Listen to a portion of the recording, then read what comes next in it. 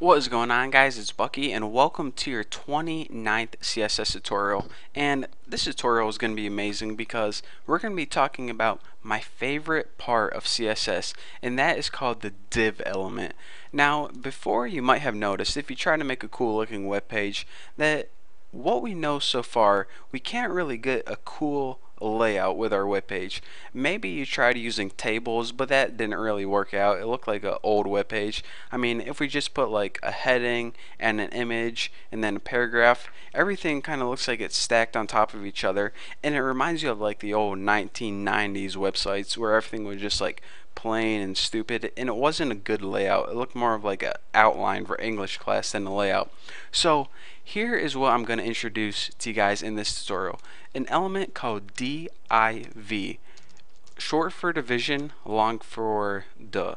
No, it's not long for duh, but anyways, what it means is a div element pretty much gives you the ability to define sections on your web page to place elements exactly where you want them. So for example, if you want an image in the top right and then maybe a heading in the bottom left and maybe some paragraphs somewhere in the middle, you can position them exactly how you want them using the div element. So now everything just doesn't have to go paragraph under it, a heading under it, an image under it, another heading.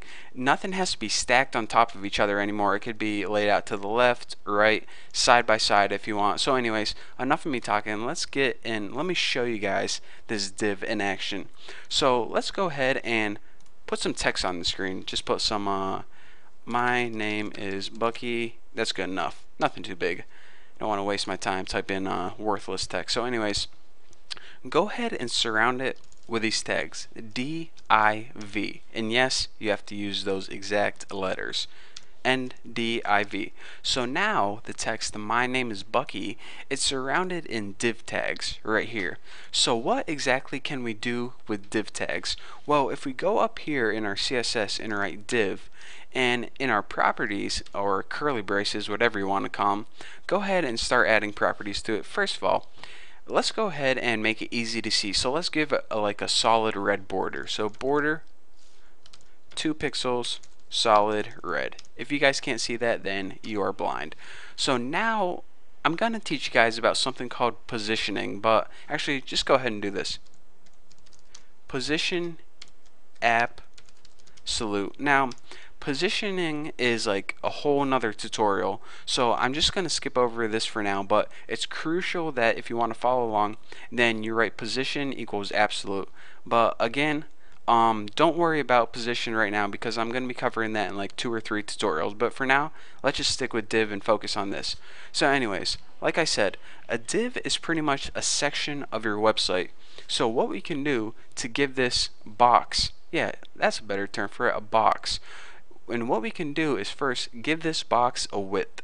So go ahead and set the width equal to 300 pixels. And now what we can do is check it out. Let's go ahead and save it so we see what we're working with first. Go ahead and refresh the screen, and we now have a box on our screen. Now the text is inside the box, aka the div, and also the box has a border of 2 pixels, it's solid, and it's red. But we're saying, alright Bucky, you told me that I can position this anywhere I want on the screen. It doesn't have to be stuck in the top left corner. Well, let's go ahead and change that right now. In order to change the position of this box, the only thing you need are coordinates. Now, here is the top of your browser right here, and here's the left hand side. So say you want to move it down 40 pixels, so it'll be somewhere right here, and left 35 pixels, so it'll be like the top left will be somewhere right here. So let's go ahead and do that by adding the properties top, and go ahead and make this 40 pixels, and also set left equal to 35 pixels. And a lot of people get this confused easy. Whenever you save it and refresh it, you see that it moved down 40 pixels and it moved to the right 40 pixels. Whenever you say top 40 pixels, you're saying the top left corner you want to be 40 pixels down right here, not like the middle. Some people might think, alright, a middle point would be a good point to move around, but it's actually the top left corner. You're you're focusing on. So whenever you say top 40, it says move the top down 40, or in other words 40 pixels from the top. And whenever you say left to 35 pixels, it says move this corner 35 pixels from the left. So now we have our box moved down from the top 40 pixels and moved down, or excuse me, moved over from the left 35 pixels. So pretty easy to understand, and now you can see by using those coordinates we can move this box around the screen anywhere we want.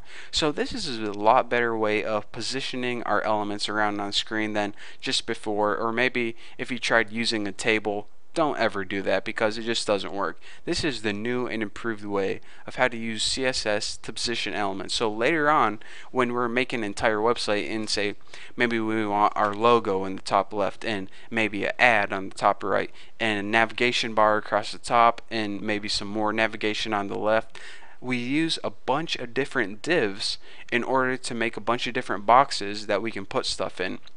So anyways, I'm going to be teaching you guys about positioning and how to make different types of divs in the upcoming tutorials, so don't forget to check those out. So for now, thank you guys for watching. Don't forget to subscribe, and yeah, I guess I'll see you next video.